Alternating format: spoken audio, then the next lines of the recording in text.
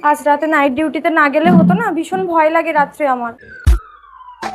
এইবার আমি তোর রূপ নিয়ে তোর বউয়ের সাথে টাকডুম আডুম নদীতে, তোর বউয়ের খাটের গদিতে।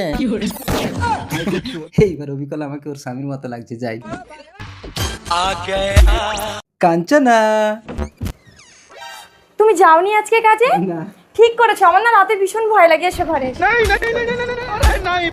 আপনার আঙ্গুলটা কি সত্যি পচে যাবে আমার এই পবিত্র কোরআনকে? একটা লাইক, একটা কমেন্ট আর একটা শেয়ার করলে কমেন্টে বলেন আমি ব্যাগ দিয়ে আসবো ইনশাল্লাহ।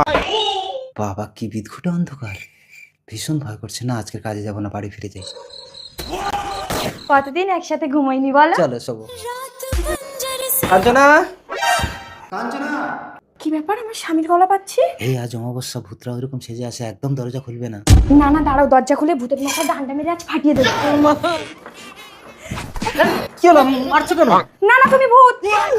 ভূত? ওটা কি? ওইটা তো মনে হচ্ছে ভূত। ওই আমি ভূত না তুই ভূত, না তুই ভূত। দাঁড়া দাঁড়া, তোমরা ঝগড়া করো না। এই বোতলের মধ্যে তোমাদের দুজনের মধ্যে যে ঢুকতে পারবে সেই আমার আসল স্বামী। আরে এইটুকু বোতলে আমি কি করে ঢুকবো? তাহলে তুমি আমার স্বামী না। কিন্তু ওই বোতলের মধ্যে আমি ঢুকে যেতে পারি। দাও বোতলটা দাও। এইবার আসল ভূতকে ধরা গেছে। তোমার তো ভীষণ বুদ্ধি। বুদ্ধি না হলে কি আর সংসার করা যায়? আচ্ছা বলুন তো, মেয়েদের বুদ্ধি বেশি না